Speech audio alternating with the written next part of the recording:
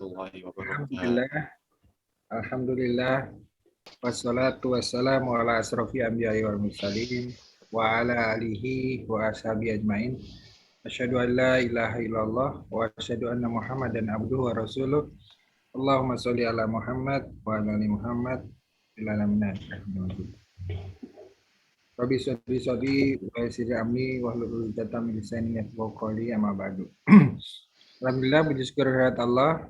Malam hari ini kita berkumpul kembali, bertemu kembali untuk bersilaturahim dan juga untuk thalabul ilmi, mendalami berbagai ajaran-ajaran Islam, yang khususnya pada malam hari ini kita masih melanjutkan sifat-sifat sholat Nabi atau tata cara menjalankan sholat menurut sunnah Nabi. Dan mudah-mudahan apa yang kita niatkan pada malam hari ini untuk thalabul ilmi dan silaturahim ini mendapat berkah dari Allah Subhanahu wa taala. Amin. Amin. Salam salawat semoga tetap tercurah untuk junjungan kita Nabi besar Muhammad sallallahu alaihi wasallam, keluarganya, sahabatnya, tabi'in, para alim ulama serta umat Islam yang memperjuangkan agamanya, dan semoga kita termasuk dalam. Amin amin ya rabbal alamin. Amin. Iwan Pilaromakumullah, malam hari ini kita akan melanjutkan, mungkin menuntaskan ya, karena kalau mengikutin bukunya itu masih berhalaman-halaman. Mungkin kita akan coba tuntaskan, kita akan topping di hal-hal yang selama ini mungkin perlu kita bisa jadi perhatian untuk kita dalami, kita bisa saling sharing dan untuk melihat gimana pandangan para alim ulama, para yang sahabat, kemudian hadis-hadis yang menyertainya, sehingga kita ketika melihat adanya perbedaan-perbedaan ataupun yang selama ini sudah kita lakukan, kita semakin yakin dengan apa yang menjadi yang kita lakukan untuk melaksanakan sholat ini, sehingga menambah keyakinan kepada kita dan mudah-mudahan dapat memperbaiki kualitas sholat kita. Dan sebelum kita memulai acara ini, marilah bersama-sama kita membaca surat Al-Fatihah. Semoga keberkatan surat Al-Fatihah ini bisa memberikan keberkahan buat kita semua. Al-Fatihah.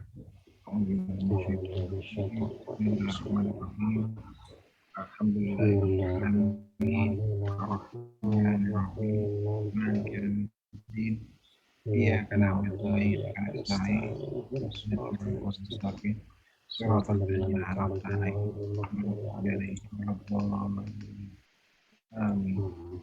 baik, alhamdulillah. Terima kasih teman-teman yang sudah bergabung di awal, dan Ustadz silakan untuk memulai kajian. Ya. Baik, terima kasih Pak Adi. Bismillahirrahmanirrahim.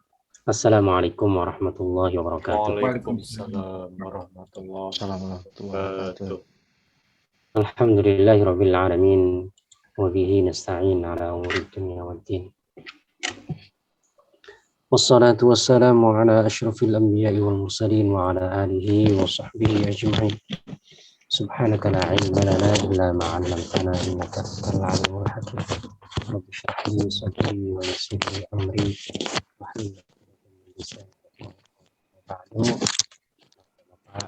Sahabat yang dirahmati Allah Subhanahu wa taala. Alhamdulillah, pertama-tama tentu senantiasa kita memanjatkan rasa syukur kepada Allah atas limpahan nikmat yang diberikan kepada kita, nikmat iman, nikmat Islam, nikmat kesempatan, kemampuan, dan berbagai macam nikmat yang lainnya. Terkhusus pada kesempatan malam hari ini, alhamdulillah Allah pertemukan kita kembali untuk kembali mengkaji ilmu di antara ilmu-ilmu Allah Subhanahu wa taala. Seperti yang disampaikan Pak Adi tadi, kita insya Allah melanjutkan kembali pembahasan tentang sifat salat Nabi atau tata cara salatnya Nabi Muhammad SAW berdasarkan hadis-hadis yang diriwayatkan dari beliau. Nah, pembahasannya memang panjang karena bukunya ini disyarah ya. Dengan disyarah itu berarti dijelaskan ya dengan memuat dalil-dalilnya. Ada kalau buku aslinya sebenarnya dia lebih ringkas, tapi memang nggak ada dalilnya gitu, nggak disebutkan dalilnya sehingga ya bagi sebagian orang ya kurang menarik karena ya artinya kita ini mempelajari sesuatu butuh untuk mengetahui dalil. Karena amalan itu sudah kita lakukan. Sehingga untuk menguatkan apa yang kita lakukan ini kan kita butuh dalilnya sampai gitu. Kemudian juga selain itu juga untuk menambah informasi-informasi baru, beberapa hal kita kemarin juga temukan tentang beragam doa istiftah, kemudian beragam cara menempatkan tangan kita ketika kita berdiri dan lain sebagainya dan lain sebagainya. Nah, untuk sekarang insya Allah kemarin terakhir itu kalau tidak salah sampai kita selesai dari bacaan istiftah. Ya. Nah, tidak tahu gimana kira-kira enaknya Pak Adi? Ya, langsung kita bahas kira-kira atau apa pertanyaan atau apa ya hal yang urgent atau kita baca tapi secara cepat atau seperti apa kira-kira bertonton formatnya ya formatnya karena memang ini agak panjang tapi kalau kita lewati sayang ya bukan sayang mungkin agak susah ngeloncatnya karena saya belum menentukan gitu ini mana yang kita loncati gitu ya. Ya. Atau lanjut dulu ke yang Al-Fatihah ini kan biasa ada yang dapat yang menjaharkan, tidak menjaharkan. Oke. Atau kita baca seininya dulu ya, sedapatnya. Kita agak percepat dengan mungkin seperti sebelumnya tuh kita baca yang Arab-Arabnya aja lah gitu ya. Yang masalah pembahasan agak panjang lebar. Ya, kita skip. Insya Allah yang penting kita tahu dalilnya seperti ini, ada dalil baru seperti ini kan gitu ya. Gimana Pak Adi? Boleh. Siap? Oke. Ya, kita ada di halaman 338 yang terakhir ini.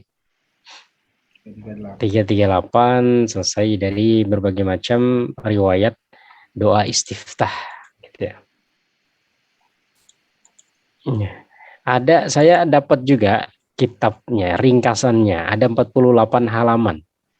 Tapi coba kalau antum baca kira-kira menarik enggak? Kalau menurut saya sih malah kurang menarik ya. Saya share Pak Adi ya. Oh iya, boleh. Oke, saya share dulu. Ini ada ringkasannya nih.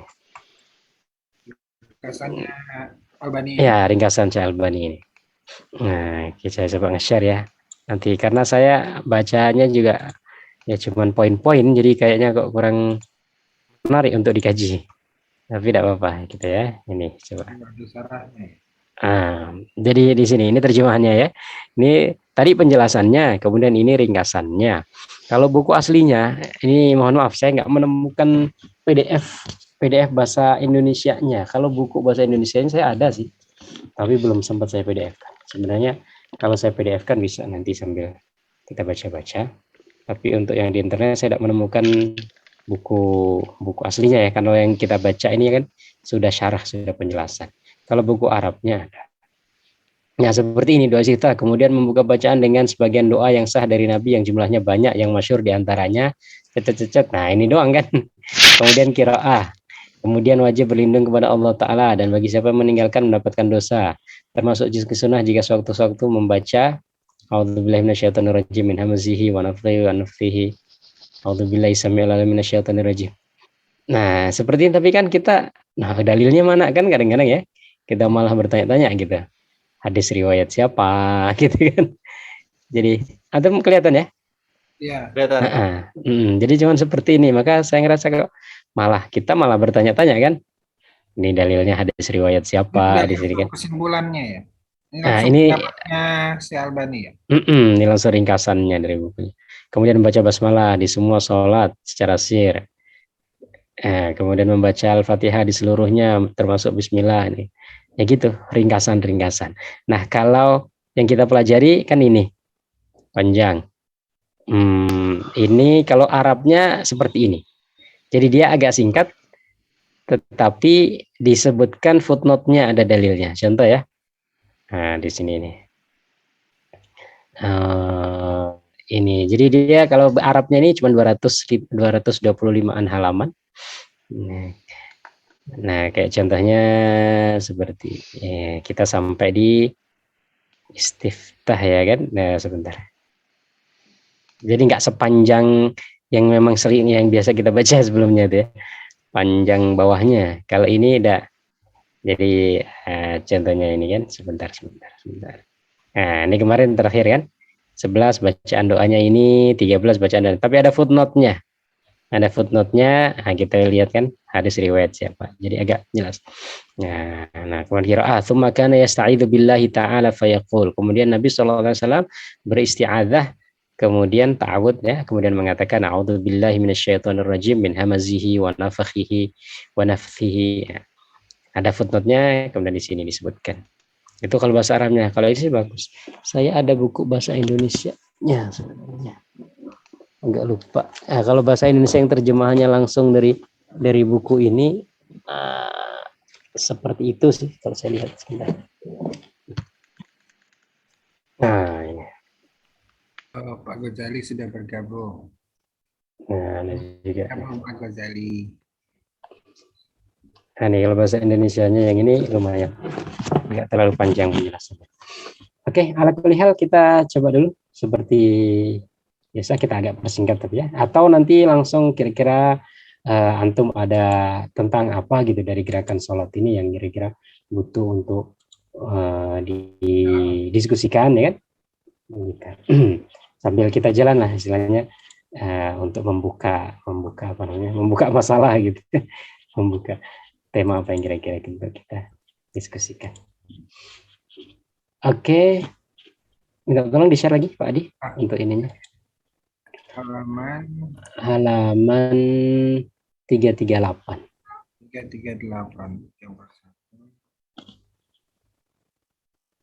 338 terakhir ya? Iya.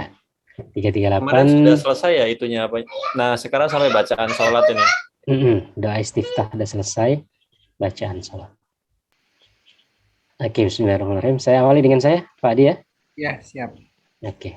Selanjutnya beliau Shallallahu Alaihi Wasallam meminta perlindungan kepada Allah dengan mengucapkan A'udzubillahi minasyaitonirrajim min hamzihi wa nafthihi wa nafthihi. Ini diantara redaksi yang dibaca oleh Rasulullah ketika berta'awud. Yang populer kan A'udzubillahi minasyaitonirrajim ya. Tapi Rasulullah ini yang beliau baca. Aku berlindung kepada Allah dari syaitan yang terkutuk, dari bisikannya, kesombongannya, tiupan mantranya dan sebagainya. Nah, footnote-nya ini penjelasan tentang apa itu syaitan. Nah, mungkin kita agak skip ya, karena ini terlalu panjang. Kemudian nah itu min syarri nafatsati fil nafatsat itu artinya hembusan. Tadi kan kita disebutkan di sini aku berlindung kepada Allah dari godaan syaitan yang terkutuk, dari bisikannya, dari kesombongannya. Kesombongan ini sebenarnya nafkh. Nafkh itu secara bahasa artinya tiupan. Wa nufikha fis-sur, dan ketika Israfil itu meniup sangkakala kan, nafakho itu artinya tiupan setan. Nafthihi sama juga tiupan, bedanya kalau tiupan nafth itu dengan adanya ludah kecil gitu, kayak orang mantra gitu. Nah, apa namanya Pak Di? Kayak dukun-dukun gitu.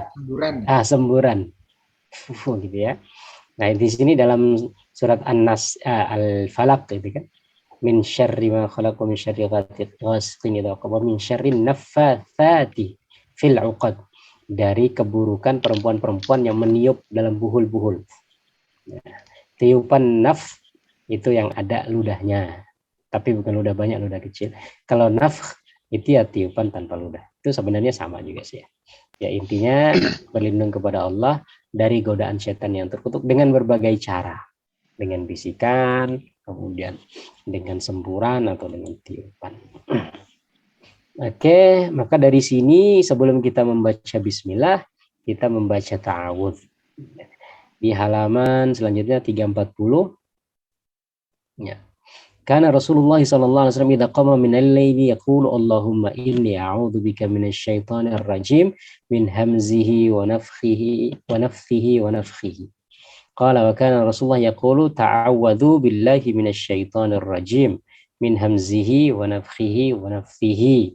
Qalu ya Rasulullah wa ma hamzuhu wa nafthuhu wa nafthuhu. Qala amma hamzuhu al-mautatul lati ta'khudhu bani Adam wa amma nafkhuhu fal kibru wa amma nafthuhu fasyar. Rasulullah SAW mengerjakan sholat malam, beliau mengucapkan, ya Allah, aku berlindung kepadamu dari setan yang terkutuk, dari bisikannya, kesombongannya, tiupan mantranya. Wahai Rasulullah, apakah hamz dikatakan adalah beliau menjawab, al-hamzu adalah penyakit ayan yang menyerang Bani Adam, sedangkan nafkh adalah kecongkaan, sikap sombong yang ditiupkan oleh setan kepada Bani Adam, dan nafs adalah syair atau mantra-mantra gitu ya maksudnya. Tadi doa yang pertama, maksudnya bukan doa, bacaan redaksi pertama di halaman 338 tadi, a'udzu billahi minasyaitonir rajim min hamzihi wa nafthihi wa nafthihi. Kemudian ada redaksi yang kedua di halaman 341. Di situ, dan terkadang beliau menambahkan kalimat lainnya, beliau mengucapkan a'udzu billahis samii'il 'alim minasyaitonir rajim. Aku berlindung kepada Allah yang Maha mendengar lagi Maha mengetahui. Ada tambahannya. Tambahannya billahis samii'il 'alim minasyaitonir rajim. Jadi ada as-samii'il 'alim gitu. Nah, bacaan-bacaan ini mungkin kurang populer, tapi kurang populer bukan berarti tidak ada dalilnya. Karena memang kita biasa meringkas dengan a'udzubillahi minasyaitonir rajim. Jadi ini ditambah a'udzubillahi samii'il 'alim minasyaitonir rajim min hamzihi wa nafthihi wa nafthihi.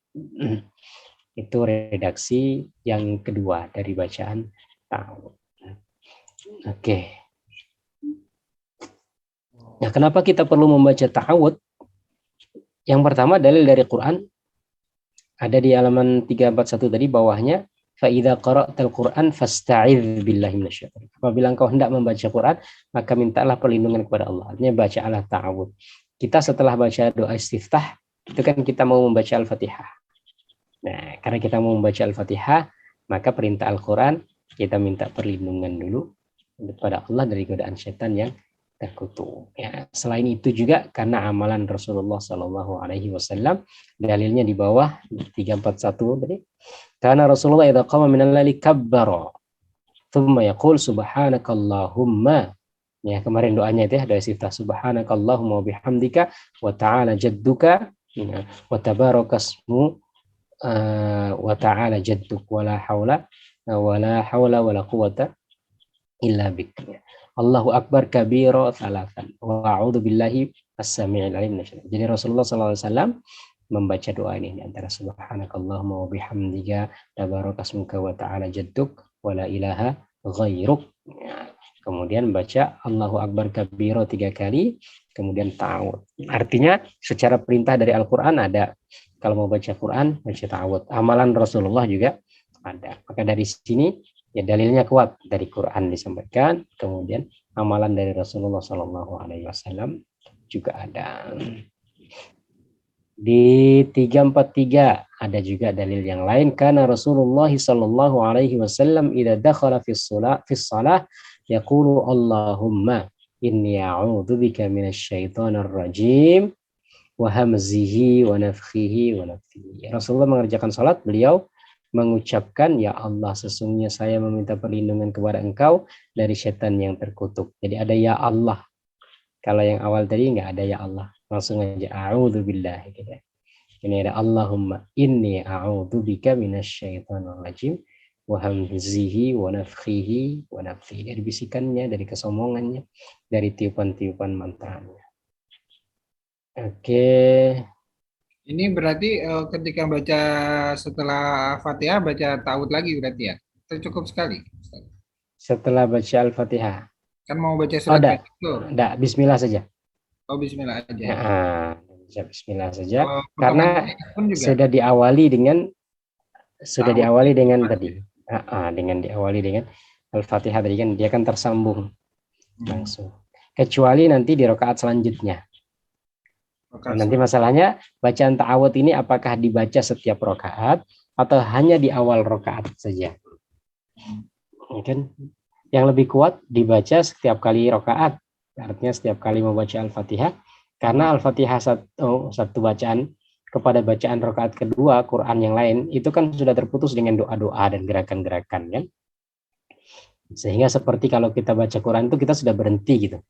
Antum baca Quran kemudian selesai, kemudian antum melakukan suatu aktivitas atau gerakan lain atau apa kan, kemudian membaca lagi, maka akan mulai dengan ta'awudz lagi.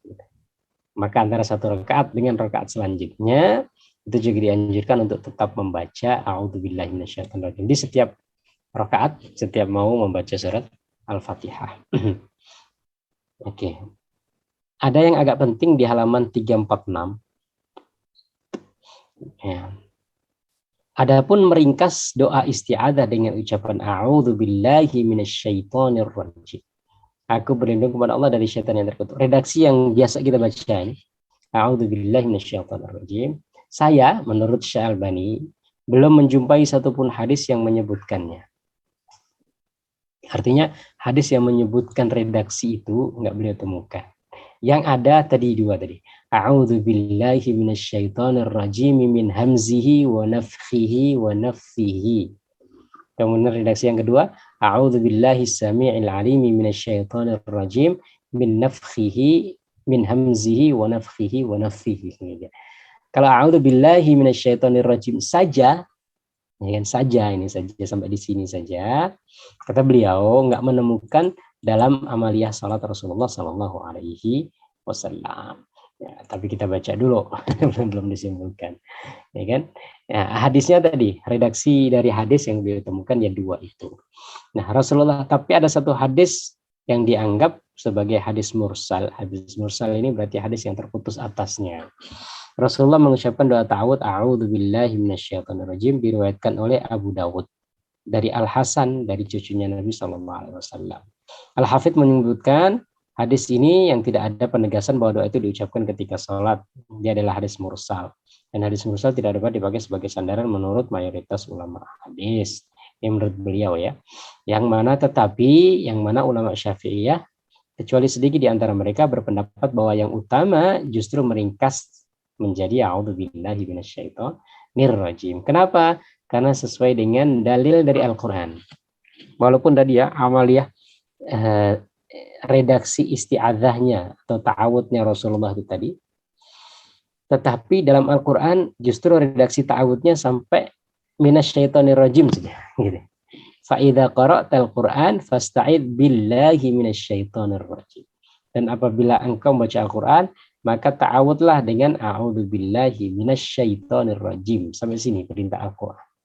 Nah, maka tadi, jadi dalam mazhab Imam Syafi'i, ulama mazhab Imam Syafi'i mengatakan justru yang lebih utama diringkas atau diputus sampai di minasyaitonirrajim karena sesuai dengan dalil Quran. Nah, sebagian mengatakan ya amaliyah Rasulullah sampai wa nafthihi wa hamzihi wa nafthihi wa nafthihi. Nah, ayat ini sangat umum dari keterangan bahwa bacaan tersebut diucapkan pada sholat, yang harus melihat penjelasan tentang hal itu pada sunnah Nabi SAW. Dan Anda telah mengetahui bahwa yang sahih dan sunnah adalah dengan lafaz tambahan. Jadi bacaan tersebut dengan tambahan tadi lebih utama diamalkan dan lebih karena mengandung tambahan pada maknanya juga. Nah, ini menurut pendapat beliau. Ala kulli hal, di hadisnya begitu, di Qur'annya begini. Yang penting perintahnya adalah meminta perlindungan kepada Allah Subhanahu wa Ta'ala. Nah, ada satu redaksi yang lain, Al-Qadhiyyat menyebutkan dari sebagian ulama Syafi'iyah bahwa yang terbaik adalah mengucapkan a'udzubillahis samii'il alim, ada tambahan. A'udzubillahis samii'il alim minasyaitonir rajim. Karena dalam ayatnya itu ya, fa idza qara'tal Qur'an fasta'id billahi minasyaitonir rajim. Innahu huwas samii'ul alim. Setelah itu beliau membaca bismillahirrahmanirrahim. Ala kulli hal ini diantara redaksi-redaksi ta'awudz ya. Jadi intinya kalau mau a'udzubillahi minasyaitonirrajim itu juga boleh karena Al-Quran sampai nirrajim. Atau mau ditambah dengan a'udzubillahis samii'il alim minasyaitonir rajim, itu juga boleh. Fasta'id billahi minasyaitonir rajim. Ya. Innahu huwas samii'ul alim. Sesungguhnya Allah Subhanahu wa taala Maha mengetahui, Maha mendengar, Maha mengetahui. Atau dengan dua redaksi yang ada di hadis tadi, a'udzubillahi minasyaitonir rajim min hamzihi wa nafthihi wa nafthihi, atau a'udzubillahi samii'il alim minasyaitonir rajim min hamzihi wa nafthihi wa nafthihi. Ada satu redaksi lain yang mungkin nggak disebutkan di kitab ini. Kalau dulu kami pernah mempelajarinya. Itu redaksinya a'udzubillahi minasyaitonir rajim innahu huwas samii'ul alim. A'udzubillahi minasyaitonir rajim innahu huwas samii'ul alim. Ala kulli hal, redaksi ta'awud yang penting adalah meminta perlindungan kepada Allah Subhanahu wa taala dari setan yang terkutuk. Rasulullah memberikan beberapa redaksi contoh, berarti menunjukkan bahwasanya masalah itu agak luas, ya kan? Tidak terpaku kepada satu redaksi. Tapi ta'awud sendiri kan ada banyak macamnya juga, Ustadz ya. Iya, yang tadi itu Pak, yang kita baca Kan tadi. baru dua nih, ada lagi yang lain tuh saya pernah belajar waktu belajar. Gimana redaksinya? Banyak macam, Mbak. Tapi yang itu ini ya tadi ya. Oh iya, ada yang lain itu untuk doa-doa banyak Rasulullah baca. A'udzu bikalimatillahi tammati min syarri ma khalaq. Ya, itu redaksi-redaksi untuk doa secara umum sih. Doa secara umum. Sebagian ada doa ruqyah, doa minta perlindungan, ya kan? Maka kalau menurut saya, selama itu redaksi adalah redaksi minta perlindungan kepada Allah, maka redaksi yang mana saja boleh. Mungkin. Nah, kalau mau sesuai dengan contohnya Rasul, tadi ada contohnya seperti itu, atau contohnya dari Al-Quran ya contohnya yang tadi. Tapi kalau semuanya pakai a'udzu bikalimatillahi tammati min syarri ma khalaq, ya. A'udzu billahi samii'il alim minasyaitonir rajim innahu huwas samii'ul alim. Ya. Ada redaksi-redaksi ta'awudz yang lain yang biasanya dibaca Rasulullah untuk doa atau untuk ruqyah. Oh iya.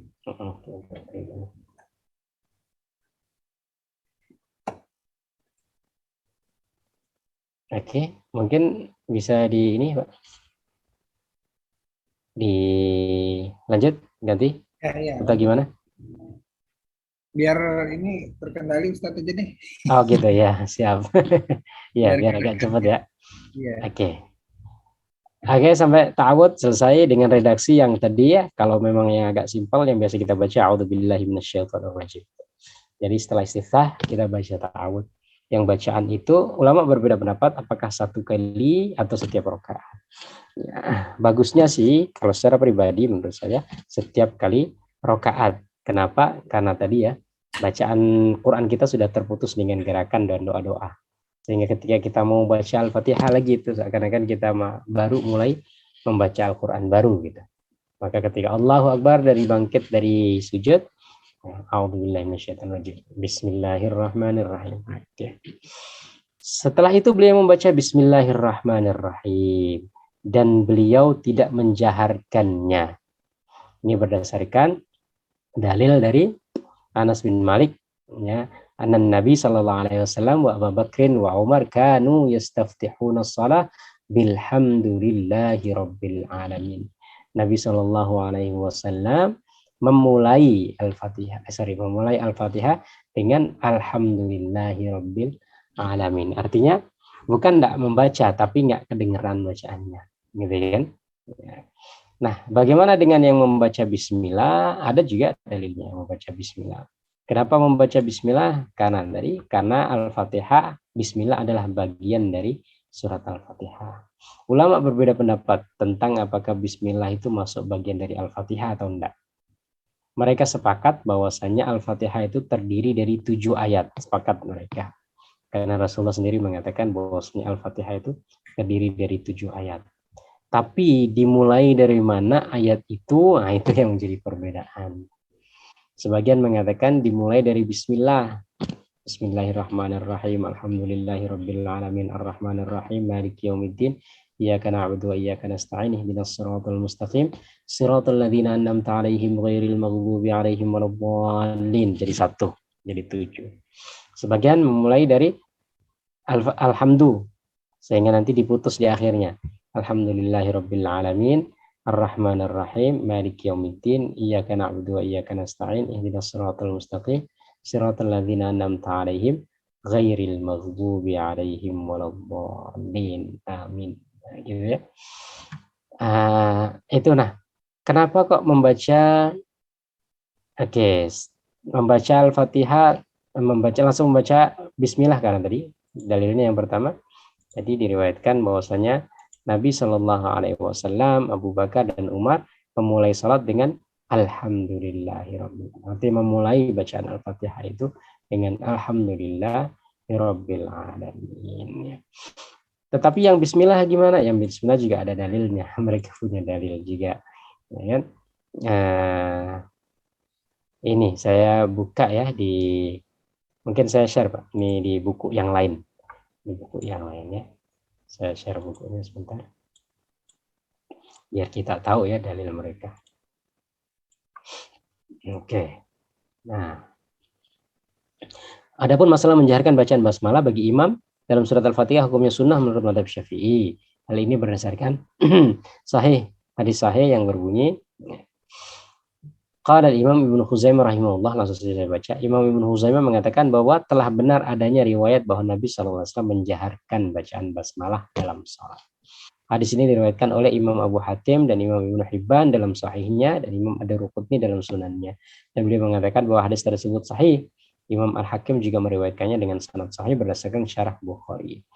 Hadis yang lain bawahnya dalilnya dan juga telah benar adanya riwayat bahwa sahabat Abu Hurairah menjaharkan bacaan basmalah dalam salat. Dari sahabat Nu'aim bin Abdullah berkata, saya salat di belakang Abu Hurairah dan beliau membaca basmalah kemudian membaca Al-Fatihah. Setelah salam beliau berkata, demi Allah saya adalah orang yang paling mirip salatnya dengan Nabi SAW. Artinya saya mencontohkan kepada kalian itu semirip-miripnya dengan yang diamalkan oleh Rasulullah. Maka dari sini tidak ada yang salah. Artinya yang satu dengan dalil yang satu, yang dua juga dengan dalil yang dua gitu. Maka antara Al-Fatihah dijaharkan bismillah atau tidak dijaharkan bismillah, dua-duanya ada dalilnya. Yang menguatkan satu yang memakai, yang menguatkan yang lain tidak memakai. Bahkan dalam mazhab Imam Malik mengatakan bahwasanya bismillah itu bukan bagian dari Al-Fatihah, sehingga nggak perlu dibaca dalam mazhab Malik ya. Karena tadi dalilnya itu Rasulullah memulai dengan Alhamdulillah. Minta tolong dibuka lagi Pak Di. Di share. Oke, nanti sambil gantian. Oke, di sini ya. Jadi di sini kan jadi mazhab Imam Malik itu bukan tidak mengeraskan, tidak baca sama sekali bismillahnya. Kenapa tidak baca? Karena tadi dalilnya ya, kembali lagi ke 347 bahwa 348 atas bahwa Nabi SAW, Abu Bakar dan Umar mengawali bacaan salat mereka dengan Alhamdulillahirabbil alamin. Jadi mereka dalam mazhab Malik itu enggak ada istiftah, enggak ada basmalah, langsung Allahu Akbar, Alhamdulillahirabbil alamin, Ar-Rahmanir Rahim. Kalau mazhab yang mayoritas ya kan, yang selain Imam Malik yang enggak menjaharkan basmalah itu mazhab Hambali dengan mazhab Hanafi, tidak menjaharkan tapi membaca ya, tidak mengeraskan maksudnya, tapi tetap membaca basmalah. Itu mereka mentakwil, maksudnya gini, Abu Bakar, Nabi SAW, Abu Bakar dan Umar mengawali bacaan dengan Alhamdulillah, maksudnya yang dikeraskan suaranya itu dengan dimulai dengan Alhamdulillah. Jadi Bismillahnya itu enggak dikeraskan, tapi tetap dibaca, gitu ya. Itu dalil ya kita tadi itu loh, enggak ada yang bisa kita salahkan juga karena semuanya ada dalil masing-masing. Ini jika saya mengerjakan salat bersama Rasulullah, Abu Bakar, Umar dan Utsman, saya tidak mendengar seorang pun dari mereka yang membaca Bismillahirrahmanirrahim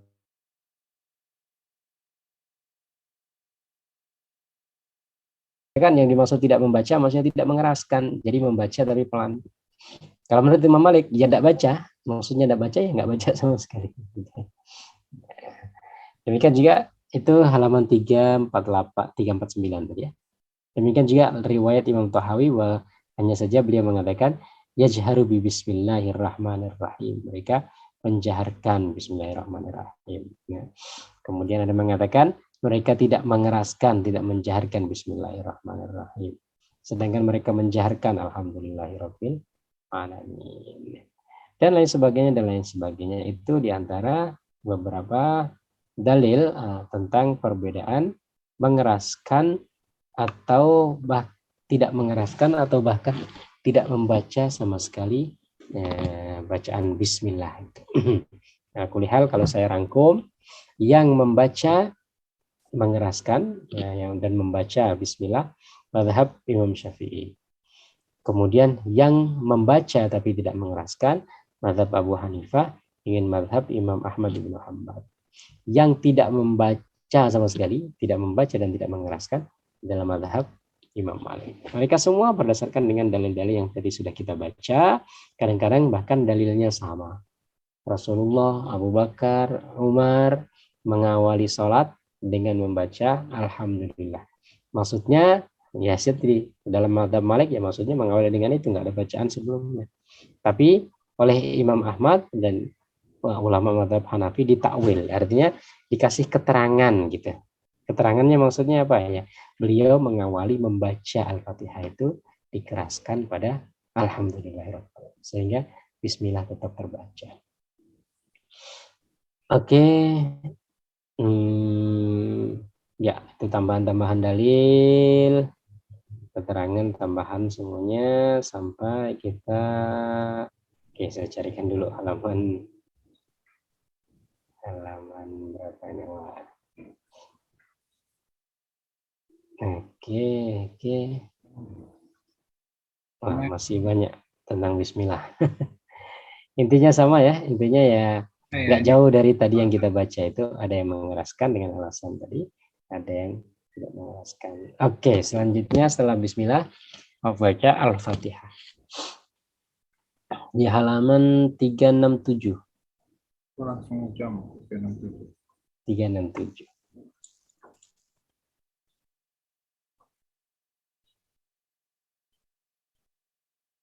Iya. Membaca Al-Fatihah dan berhenti pada tiap-tiap ayat. Tsumma yaqra'ul Fatihah. Kemudian Nabi SAW membaca surat Al-Fatihah. Wa yaqta'uha ayatan. Beliau membaca dengan putus-putus. Bismillahirrahmanirrahim. Alhamdulillahirabbil alamin. Maka sebenarnya walaupun boleh ya tidak dianjurkan untuk kita melanjutkan, apalagi kemudian melanjutkan sampai satu nafas gitu ya. Satu nafas Al-Fatihah. Bismillahirrahmanirrahim. Alhamdulillahirabbil alamin arrahmanirrahim maliki yaumiddin. Amin. Allahu akbar. Waladdallin. Amin. Nah, yang gitu ya.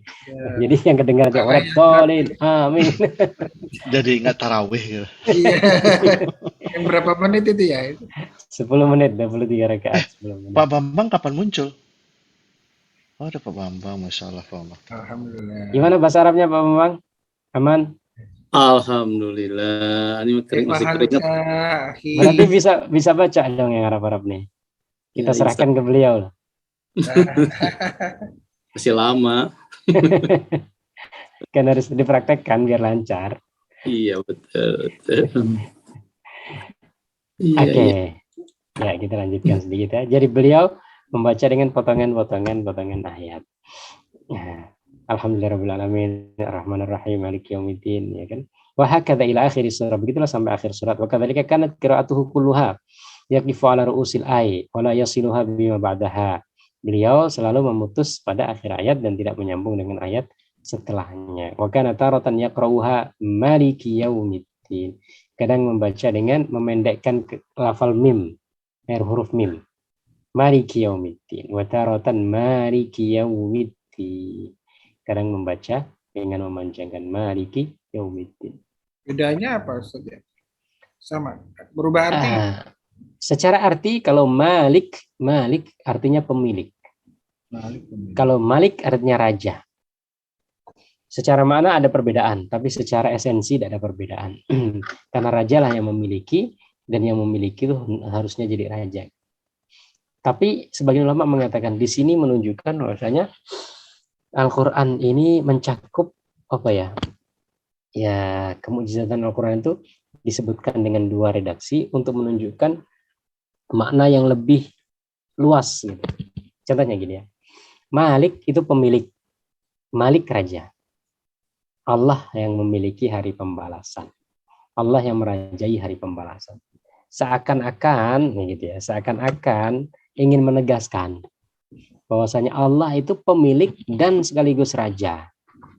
Karena ada yang memiliki tapi bukan raja, ada raja tapi tidak memiliki. Contoh di Inggris istilahnya kan. Ratu Elizabeth itu yang punya Inggris, tapi yang mengendalikan bukan dia. Katanya sih begitu ya. Di dosen saya bilang begitu. Jadi ada raja tapi tidak mengendalikan. Tapi yang mengendalikan itu tidak memiliki. Nah Allah itu dia raja dan dia mengendalikan. Artinya dia raja absolut. Ya, raja-raja yang kerajaan-kerajaan yang benar-benar absolut ya. Kayak di Brunei itu sultan ya udah dia yang miliki, dia yang jadi perdana menteri, dia yang jadi raja. Dia yang punya, dia yang mengendalikan. Tapi kalau kayak jadi ya Inggris itu ya, jadi seakan-akan mungkin ada yang berpendapat oh Allah memiliki, bisa jadi bukan raja atau Allah raja tapi dia bisa tidak memiliki wewenang untuk ini kan, nggak mempunyai tadi ya, nggak mempunyai wewenang untuk melakukan sesuatu. Jadi sebagai simbol saja raja. Enggak, Allah itu raja dan Allah juga pemilik. Jadi dengan 2 redaksi itu seakan-akan semakin menegaskan kemahakuasaan Allah Subhanahu wa taala. Ala kulli hal, tapi karena Rasulullah pernah baca dua-duanya, maka dua-dua itu boleh dibaca. Cuman kalau sebagai etika ya dalam pembelajaran tajwid atau pembelajaran ulumul Quran, orang tidak boleh membaca sembarangan. Artinya riwayat antum baca ngajinya itu riwayat siapa? Guru antum ngajarin ngaji itu riwayat siapa, kan? Yang kita biasa baca di sini kan dari Hafiz, riwayat Hafiz, Imam Hafiz kan, dari gurunya Asim. Nah itulah, nah riwayat itu membacanya dengan Maliki Yaumiddin. Nah antum tidak pernah berguru dengan yang lain, dengan riwayat yang lain, kemudian baca Maliki Yaumiddin. Boleh saya baca juga di hadis ada.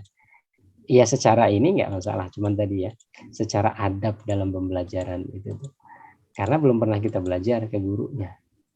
Kecuali pernah belajar ke gurunya, pernah baca riwayat itu atau diajarkan riwayat itu secara utuh satu surat Al-Fatihah, maka silakan boleh dibaca.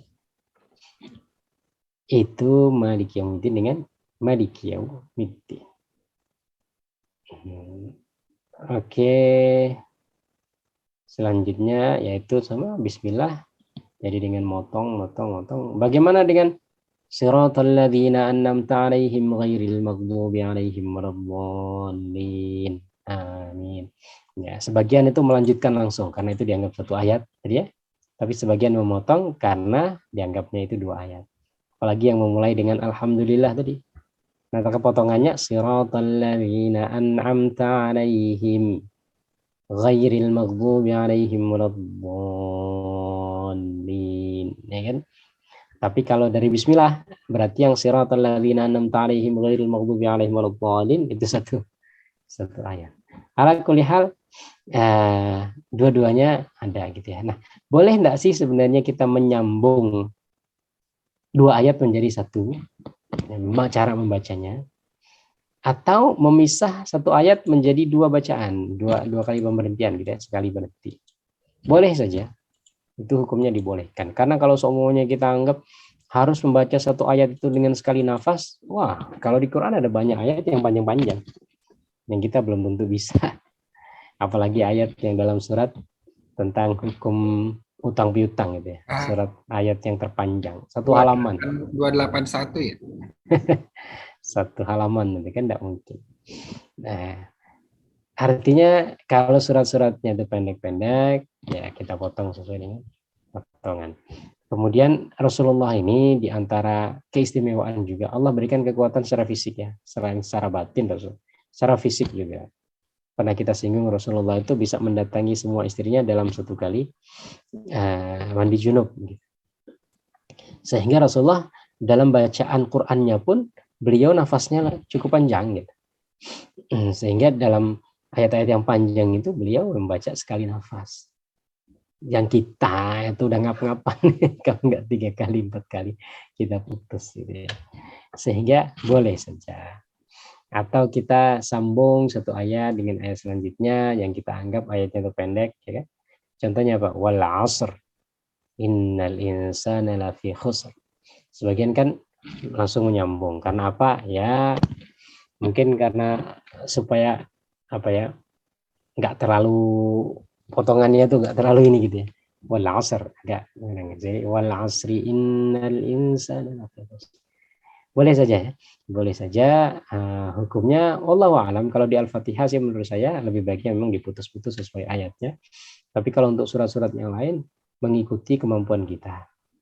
Mengikuti kemampuan kita. Karena suratnya yang ayatnya panjang-panjang itu kemungkinan besar juga kita tidak bisa untuk sekali nafas. Kalau kita paksakan malah kadang-kadang bacaan itu akhirnya ritmenya dipercepat gitu. Sehingga gunahnya nggak muncul, ikhfanya nggak ditahan, gitu ya. Atau bacaan matnya yang seharusnya 6 ketukan, 4 ketukan jadi dikorupsi dikit-dikit gitu karena untuk mengejar supaya finish. Oke, itu Al-Fatihah. Ada pertanyaan atau ada tambahan sebelum dilanjut?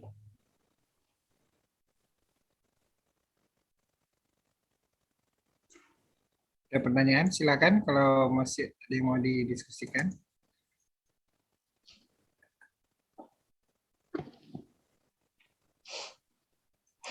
Kalau nggak ada, mungkin bisa lanjut dulu, Ustaz. Oke, kita lanjut 376. Al-Fatihah sebagai rukun sholat dan keutamaannya. Rukun adalah amalan atau bacaan dalam sholat yang apabila tidak dilakukan maka sholatnya dianggap tidak sah. Itu yang disebut dengan rukun. Bedanya rukun dengan syarat. Kalau syarat dia di luar sholat, di luar gerakan dan bacaan sholat, tapi tetap harus dipenuhi supaya sholat sah. Kalau rukun masuk bagian dari inti sholat. Al-Fatihah ini oleh mayoritas ulama dikatakan, mayoritas ya nggak semuanya, sebagai rukun dari sholat. Beliau sangat mengagungkan surat ini sehingga beliau bersabda, la sholata liman lam yaqra' fiha bifatihatil kitab. Tidak sah sholat bagi seorang yang tidak dibaca padanya pada sholat tersebut Al-Fatihah dan yang seterusnya. Al-Fatihah, Bismillahirrahmanirrahim, Alhamdulillahirrahmanirrahim. Yang tadi kan. Kemudian ayat hadis yang lain, amarona nabiyuna an naqra'a bi fatihatil kitab. Nabi memerintahkan kami membaca Al-Fatihah dan surat yang kami hafal. Mata yassara, yang mudah bagi kami. Dalil yang lain, amaroni Rasulullah dari Abu Hurairah. Rasulullah memerintahkanku untuk meneriakkan, artinya mengeraskan suara. Tidak sah la salata, tidak sah sebuah salat tanpa membaca Al-Fatihah dan bacaan berikutnya. Kalau dari hadis ini, maka yang menjadi rukun bukan hanya Al-Fatihah, tapi juga bacaan lain setelah Al-Fatihah ya. Nah, kita baca dulu nanti penjelasannya. La tujzi'u salatun la yaqra'ur rajulu fiha bi fatihatil kitab.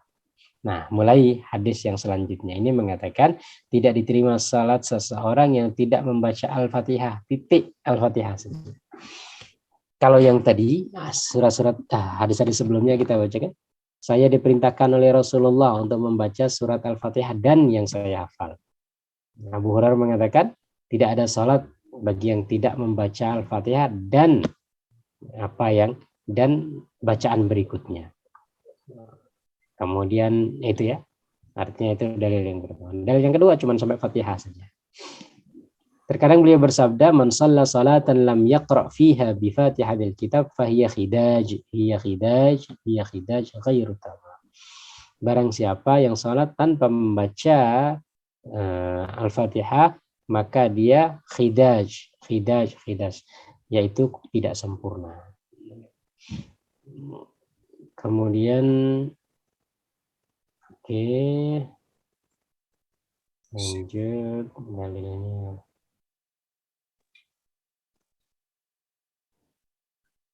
Oke, sebentar kita cari. Ala kulli hal itu ya Al-Fatihah. Mayoritas ulama mengatakan dia bagian dari rukun. Kalau mazhab Abu Hanifah bukan bagian dari rukun, yang penting baca Al-Qur'an. Ini sudah kita singgung sebetulnya. Yang penting baca Quran, apa saja yang mudah bagimu baca gitu. Yang penting, tapi kalau nggak baca Quran sama sekali berarti sholatnya tidak sah. Artinya dia baca istiftah ya kan. Apa namanya? Allahumma ba'id baini, atau ini wajhiyah atau yang lain kemarin sudah kita bahas. Kemudian dia langsung ruku gitu. Tidak baca Fatihah, tidak baca surat yang lain, maka ulama sepakat itu tidak sah salatnya. Tapi kalau dia sudah baca surat apapun surat itu, dia langsung baca A'udzubillahi minasyaitonirrajim, Bismillahirrahmanirrahim, Qul a'udzu birabbin nas, malikin nas, ilahin nas. Kemudian dia langsung ruku. Dalam mazhab Abu Hanifah dianggap sah salatnya. Dalam mazhab yang lain dianggap tidak sah karena Al-Fatihahnya nggak kebaca gitu. Sementara rukunnya adalah Al-Fatihah. Kalau menurut Abu Hanifah, rukunnya bukan Al-Fatihah, rukunnya itu yang penting baca Quran. Mau Al-Fatihah atau selain Al-Fatihah juga boleh. Ya. Jadi mereka ada dua persamaan. Persamaan pertama, mereka menerima Al-Fatihah sebagai bacaan yang boleh dibaca dalam sholat. Yang lain mengatakan rukun, yang lain mengatakan yang penting surat. Ala kulli hal kalau orang baca Al-Fatihah, maka semua ulama sepakat sholat itu sah. Yang kedua, kalau nggak baca Quran sama sekali, mereka sepakat sholat itu tidak sah. Tapi kalau baca Al-Fatihah, baca selain Al-Fatihah, maka sebagian mengatakan sah, sebagian mengatakan tidak sah. Kalau ini jadi makmum, kita masih harus baca ulang atau Nanti masalahnya di situ. ada Oke. Ini nggak di sini? Ya. Ketika jadi makmum, oke, saya coba cek dulu. Ketika jadi makmum, nah, sebentar saya cek untuk naskah aslinya Pak, yang tanpa inian ya. Kalau ada langsung kita skip nanti.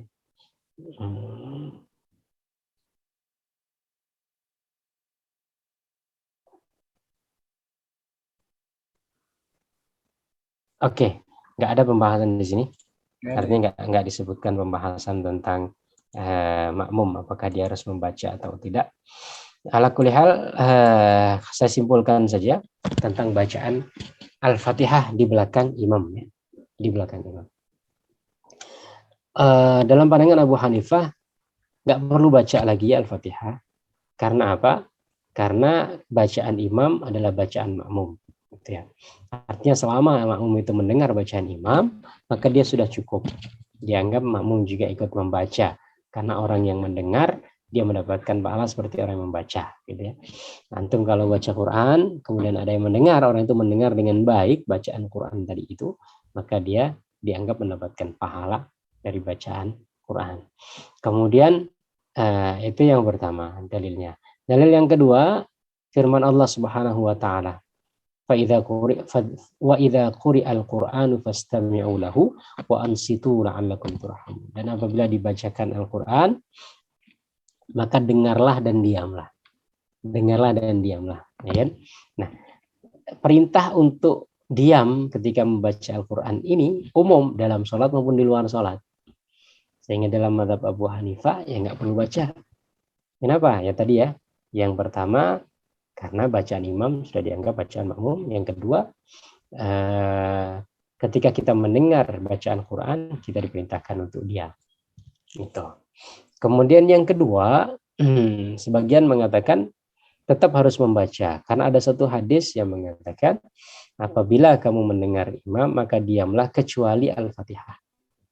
Kecuali Al-Fatihah gitu ya. Ada perkataan kecuali Al-Fatihah, sehingga kalau Al-Fatihah tetap dibaca. Ini yang menjadi perbedaan pendapat. Gimana baiknya? Ya terserah antum sih kalau menurut saya. Gimana baiknya atau gimana yang lebih antum kuatkan. Tapi kalau seumpamanya kita membaca Al-Fatihah lagi setelah imam, nanti masalahnya di posisinya. Kita bacanya di mana? Yang pertama, Ada orang yang membaca setelah imam selesai semua. Waladhdallin. Amin. Ya, imam baca surat yang lain, baru dia baca Al-Fatihah. Gitu kan. Dia jadi Ada, mendengarkan surat yang dibaca imam itu, jadi konsentrasinya pindah ya, ya. akhirnya dia nggak baca. Kenapa dia nggak baca? Ya, karena ada alasannya tadi. Kecuali surat Al-Fatihah, Al-Fatihah harus dibaca, gitu ya. Artinya dia menganggap bahwasanya perintah itu umum, tetapi untuk di luar sholat nggak berlaku, untuk di dalam sholat nggak berlaku. Perintah tadi kan apabila kamu mendengar Al-Quran, maka dengarlah dan diamlah. Perintah itu kan umum, di luar sholat maupun di dalam sholat. Tapi untuk di dalam sholat, ya, dia dikhususkan dengan dalil untuk baca Al-Fatihah. Gitu. Sehingga dia berlakunya hanya di luar sholat. Kalau di dalam sholat tidak berlaku. Sebagian mengatakan begitu ya. Karena ada pengkhususan dengan dalil yang lain dari hadis. Nah, sebagian membaca bersamaan dengan imam. Jadinya Bismillahirrahmanirrahim. Nah, dia baca Bismillahirrahmanirrahim. Alhamdulillahirrabbilalamin. Alhamdulillahirabbil Ar-Rahmanir-Rahim. Ar-Rahmanir-Rahim. Ada yang seperti itu. Jadi setelah imam satu ayat, dia baca satu ayat. Setelah imam ayat selanjutnya, dia baca satu. Yang ketiga, dia baca bersamaan dengan imam. Bismillahirrahmanirrahim. Dia bersama dengan imam. Jadi benar-benar dalam tanda petik dia nggak dengar imam sama sekali. Karena dia membaca dengan bacaan dia sendiri. Itu dalilnya mereka seperti itu ya. Jadi perintah Al-Quran tadi dikhususkan oleh hadis sehingga dia nggak berlaku dalam sholat, berlakunya di luar sholat. Dan kalau di luar sholat maka kita ketika mendengar ayat Al-Quran kita diam dan kita mendengarkan. Tapi kalau di dalam sholat maka kita baca Al-Fatihah. Karena Al-Fatihah mengkhususkan ya, seakan-akan dia mengkhususkan, mempunyai hukum khusus untuk perintah ini. Yang kedua tadi yang tidak membaca, tidak mendengar, dia mengatakan perintah ini umum, maka nggak boleh mengkhususkan kecuali ada perintah pengkhususan dari Rasulullah. Sementara Rasulullah nggak pernah mengkhususkan. Wallahu a'lam. Seperti itu, Pak Adi. Kalau dari hadis yang sering jadi makmum kan sahabat ya. Ada asar-asar sahabat itu yang menceritakan sahabat gimana ketika jadi makmum itu. Mungkin Pak, jadi ada cerita, jadi Kenapa makmum? kan yang sering jadi makmum itu kan sahabat nih. Ya. Nah, ketika sahabat ini mengikuti salat Rasulullah sebagai makmum itu, ada nggak cerita-cerita atau asar dari sahabat atau apa gitu yang menceritakan, oh sahabat ini ketika jadi makmum Rasulullah itu, saya melihat sahabat ini membaca atau apa gitu, pernah dengar nggak? Mungkin Ustaz atau Pak Didi? Riwayatnya itu ya. Yang saya ingat yang ini ya apa Ustaz ya, yang ketika Rasulullah minta Aisyah panggil Abu Bakar suruh salat katanya. Kata Aisyah, jangan Abu Bakar tuh suka ini kalau baca surat sambil nangis. Juga Abu Bakar itu salah satu yang dilarang waktu di Mekah, itu dilarang sholat dia di rumahnya, karena kalau dia sholat di rumahnya orang-orang tetangganya dengar dia sholat bisa masuk Islam gitu. Dan saking ininya bermaknanya, jadi mungkin ininya mendayu-dayu gitu kan. Nah, itu yang saya pernah dengar, nggak pernah dengar yang lainnya spesifik. Iya. Coba saya bacakan satu hadis nih Pak Adi ya. Jadi hadis ini ya, dari Bulughul Maram. Saya coba bacakan penjelasan tentang tadi ya. Jadi ada satu kisah nih. Dari Abu Hurairah berkata, aku mendengar Abu Hurairah berkata, Nabi SAW salat bersama para sahabat yang kami mengira bahwa itu adalah salat subuh. Artinya perawinya menguatkan itu salat subuh ya. Berarti kan nggak yakin betul itu salat. Salat subuh berarti salat jahar. Dia bersabda, apakah salah seorang dari kalian ada yang membaca surat di belakangku? Seorang laki-laki menjawab, saya. Dia bersabda, kenapa aku ditandingi dalam bacaan salat? Nah, artinya kok nyanyi saya gitu ya. Bacaan dia baca Al-Fatihah, Rasulullah baca Al-Fatihah, dia baca Al-Fatihah juga. Kemudian Rasul mengatakan, man kana lahu imamun fa qira'atul imami lahu qira'ah. Barang siapa yang salat di belakang imam, bacaan imam menjadi bacaan untuknya. Kemudian hadis yang lainnya, innamal imamu ju'ila liyutamma bihi. Sesungguhnya imam itu diangkat untuk diikuti. Fa idza kabbara fakabbiru. Kalau dia takbir maka takbirlah kalian. Wa idza raka'a farka'u. Kalau dia rukuk maka rukuklah. Wa idza rafa'a farfa'u. Kalau ngangkat maka angkatlah, artinya kalau tidak. Wa idza qala sami'allahu liman hamidah qulu rabbana lakal hamd. Maka kenapa kalau kita mendengar imam sami'allahu liman hamidah, kita enggak sami'allahu liman hamidah, tapi mengatakan rabbana lakal hamd, dalilnya ini. Wa idza sajada fasjudu. Ya, apabila sujud maka sujudnya. Wa idza qara'a fa ansitu. Dan jika imam membaca maka diamlah gitu. Nah, ini dalil yang mengatakan bahwasanya mereka tidak membaca Al-Fatihah di belakang imam. Tetapi tadi itu ya, dalil, kalau dalil amaliyah sih wallah alam. Tapi dalil perintahnya Nabi tadi, Nabi hanya mengatakan tidak ada salat ya, tidak ada salat yang tidak dibacakan Al-Fatihah. Artinya mau imam maupun makmum pokoknya harus baca Al-Fatihah gitu. Karena hadis ini kan nggak ada pengkhususan, nggak ada pengkhususan gitu. Pokoknya kalau imam tetap harus baca Al-Fatihah. Nah, ulama yang mengatakan tidak perlu baca Al-Fatihah, dia mengatakan hadis ini ya, bagi orang yang tidak mendengar, bagi orang yang sholat sendiri atau orang yang tidak mendengar suara imam. Jadi dia mentakwil kan? Dia mentakwil artinya ya dia memberikan makna tambahan. Gitu. Berikan makna tambahan. Pokoknya gitulah. Jadi kalau dalil Quran tadi kan, dalil Quran kalau dibacakan ayat Quran maka diam dan dengar dan diamlah. Menurut mazhab yang enggak membaca Al-Fatihah ketika makmum, dalil Quran ini umum di dalam sholat maupun di luar sholat. Jadi kan, bagi yang membaca Al-Fatihah dia mengatakan hadis ini, ayat ini untuk di luar sholat. Kalau di dalam sholat nggak berlaku. Karena ada perkataan Rasulullah yang harus membaca surat Al-Fatihah. Sehingga ketika makmum pun harus tetap membaca Al-Fatihah. Nah, untuk dalil yang kedua, ya kan? Dalil yang kedua tuh, tidak ada sholat bagi yang tidak membaca Al-Fatihah. Ya, kecuali yang membaca Al-Fatihah. Bagi yang membaca Al-Fatihah, dalil ini umum. Pokoknya mau imam, mau makmum, mau dengar, nggak dengar, umum. Pokoknya berlaku untuk umum. Gitu ya. Nah, bagi yang mengatakan tidak membaca Al-Fatihah, dia bilang dalil ini dikhususkan dengan orang yang bermakmum kepada imam. Kalau dia bermakmum kepada imam, bermakmum kepada imam yang dengar, maka nggak berlaku.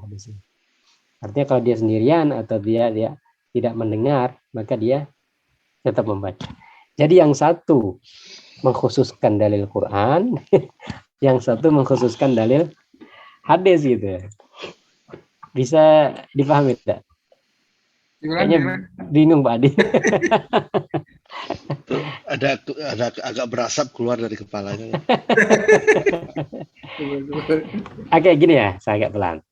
Jadi kan ada dua dalil, anggap dua dalil. Dalil pertama, kalau kamu dengar Quran, diam.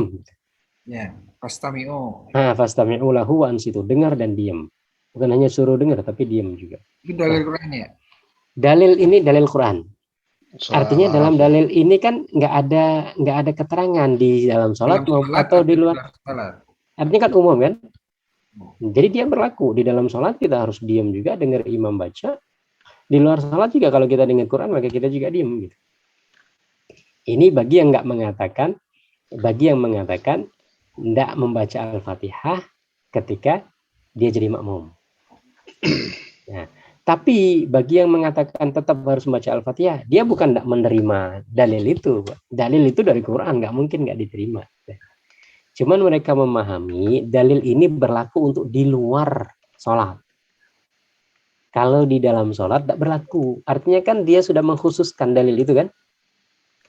Dalil yang berlaku umum tadi dikhususkan karena dianggap ada dalil dari hadis yang mengatakan kita harus membaca Al-Fatihah. Gitu kan?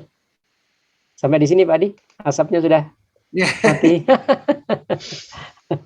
tapi oke, apakah itu berarti hadis lebih kuat dari Quran?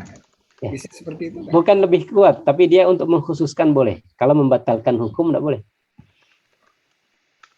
Batalkan hukum, artinya gini ya. Apabila kamu baca Quran, apabila kamu mendengar Quran, maka diam dan dengarlah.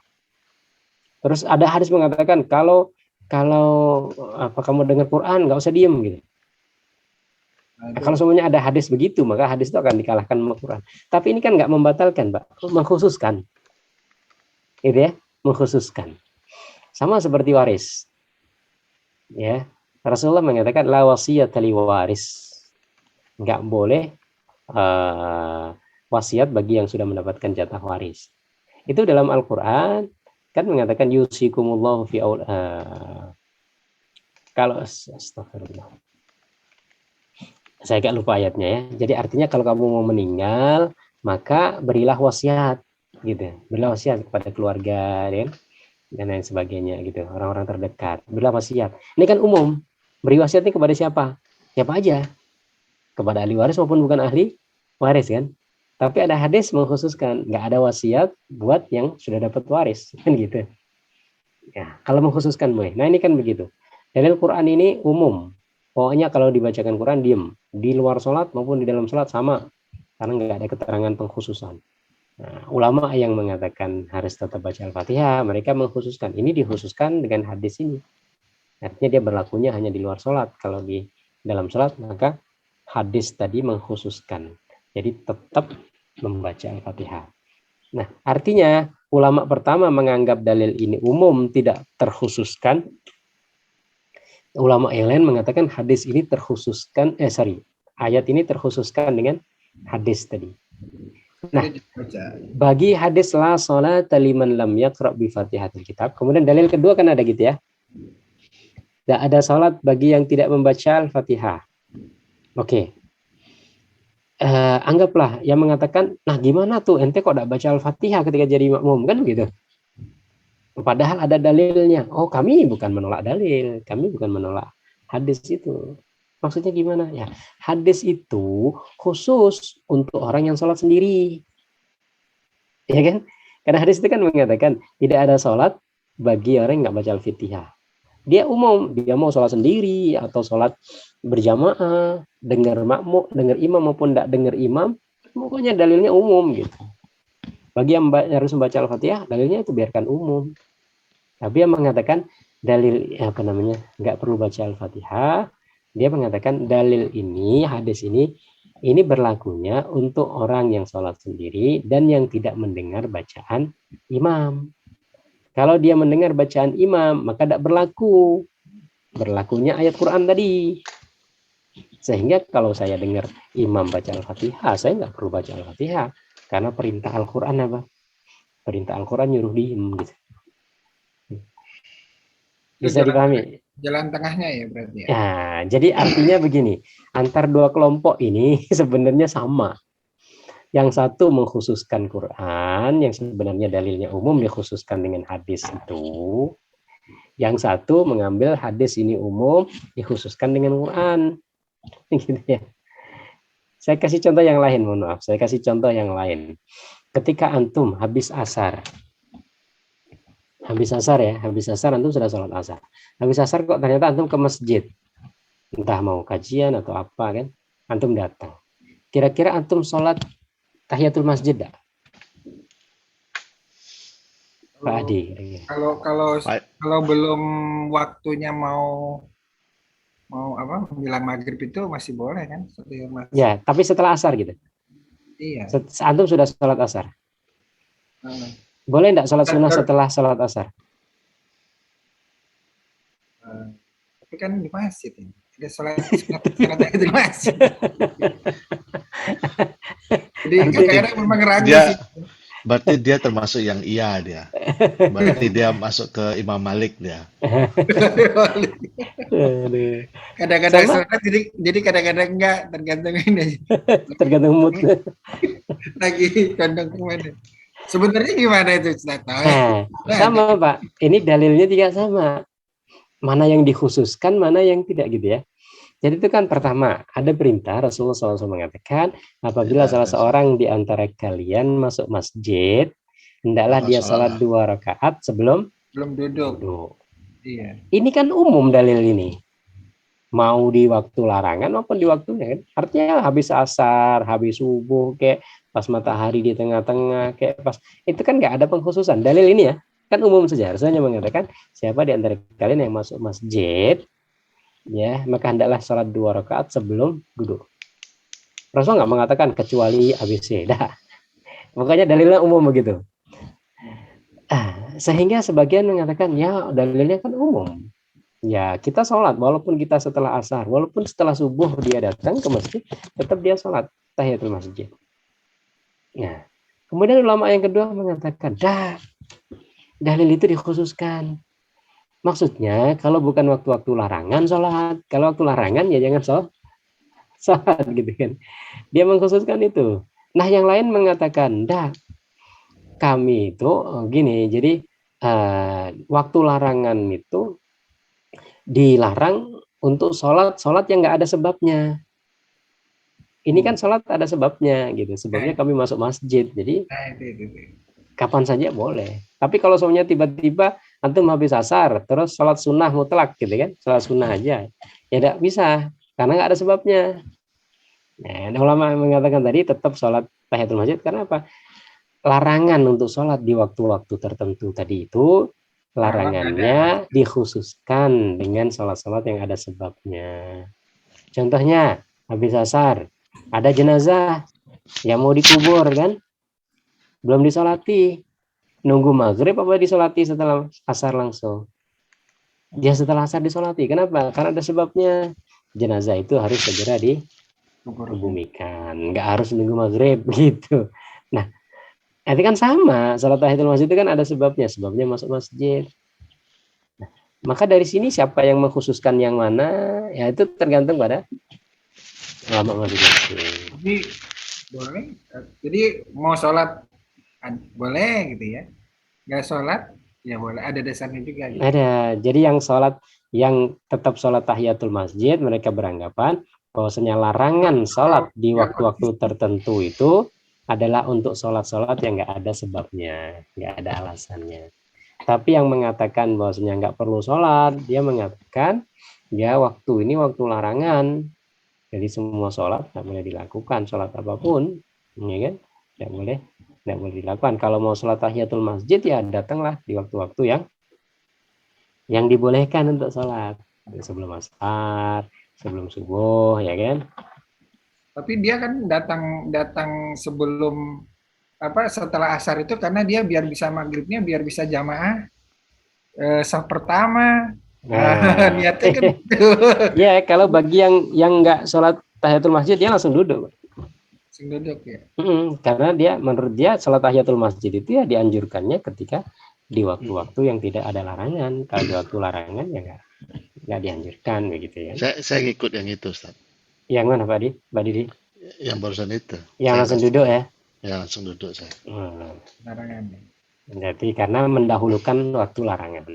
Gitu. Jadi pokoknya waktu larangan tuh nggak boleh semua sholat, gitu kan? Nah, tapi kalau yang sholat tahiyatul masjid memang nggak boleh semua sholat kecuali sholat yang ada, gitu. Ya hampir sama seperti itu ya, seperti itu tentang masalah membaca Al-Fatihah atau tidak membaca Al-Fatihah. Dua-duanya dalil. Bukan berarti ulama ini menolak dalil gitu. Antum kenapa nggak sholat tahiyatul masjid?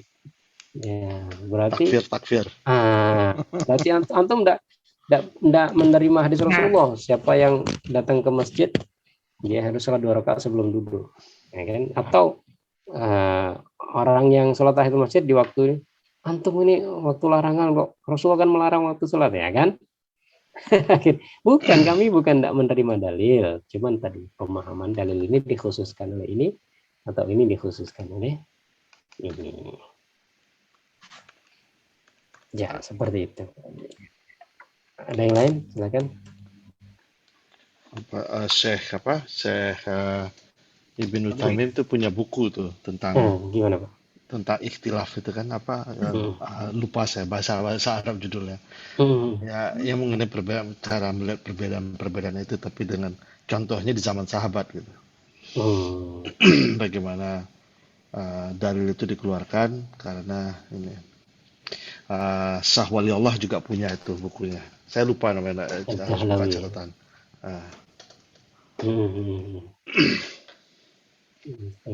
Tentang perbedaan itu. Jadi sejak zaman sahabat itu udah berbeda gitu, apalagi kesininya. Sama kayak contoh yang lain, ketika imam berdiri, khatib sudah di atas mimbar kan, antum datang. Kira-kira sholat tahiyatul masjid apa enggak?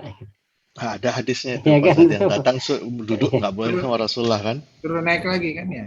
Ya kan? Sholatnya. Tapi ada larangan untuk kita tidak bercakap-cakap ketika khatib di atas mimbar gitu. Ya.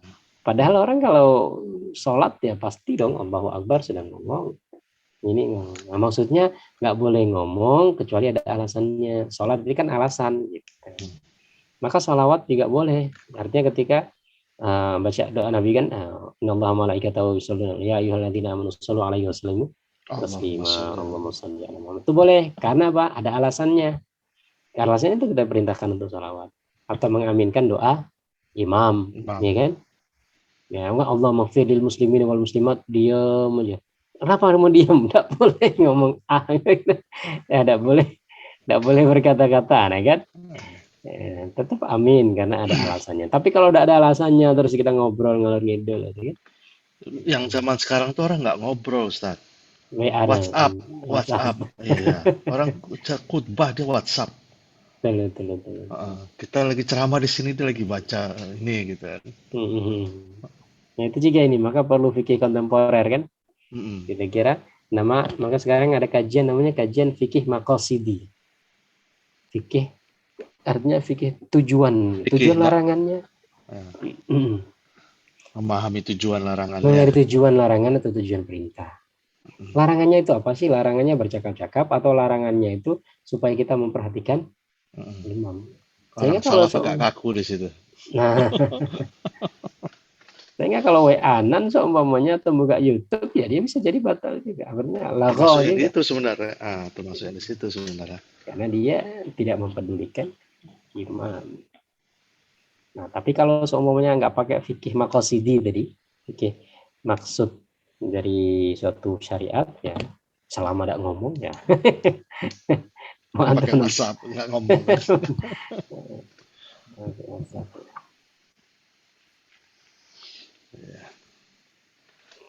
Oke. Gimana Pak Adi? Lanjut atau ada pertanyaan lain?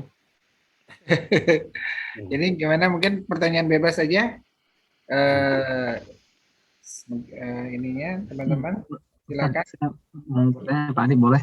Silakan. Nah, kalau beberapa orang yang membaca Fatihahnya itu ada yang dijaharkan, misalkan apa namanya? Gimana? Dalam hati ada beberapa yang diucapkan tapi pelan, yang penting terdengar sama diri sendiri. Ada yang lebih keras. Nah, hadisnya seperti apa Pak Ustaz? Ketika tidak. Maaf Pak Yudi tadi apa? Ketika tidak ini misalkan sholat asar, duhur, nah itu baca Fatihahnya seperti apa? Gitu ya? Oh ya. Mau maghrib, mau sholat apapun kan kadang ada beberapa makmum yang saat dia setelah imam selesai baca Fatihah, dia baca tapi agak keras gitu kedengarannya, sehingga samping-sampingan itu kita bisa ngedengar bacaannya dia. Ada beberapa yang di dalam hati, ada beberapa yang cuman beberapa ayatnya saja yang dikeraskan, yang dijaharkan. Nah, batasannya itu sebenarnya harus sampai mana, atau dari imam apa seperti apa, bagaimana Ustaz ini hadisnya? Oke, ya. Sesuatu itu dianggap membaca atau seseorang dianggap membaca. Sesuatu itu dianggap dibaca ketika mulut kita bergerak. Nggak harus bersuara ya. Artinya nilai suatu itu dianggap dibaca dalam sholat itu ketika bibir kita bergerak. Nggak harus bersuara. Artinya ketika Tapi kalau nggak bergerak bibir sama sekali di dalam hati, maka itu nggak dianggap membaca. Artinya dalam hati baca Al-Fatihah, kemudian dia rukuk, maka dianggap tidak sah salat. Karena dianggap tidak membaca Al-Fatihah. Tapi kalau kita melafal menggerakkan bibir, itu sudah dianggap membaca. Ada sebagian yang mengatakan harus terdengar oleh telinga kita. Sebenarnya itu satu kesalahan, sehingga sebagian itu mengeraskan, sehingga seakan terdengar dengan mulut suara terdengar oleh telinga kita itu kan ketika kita memang menggerakkan bibir.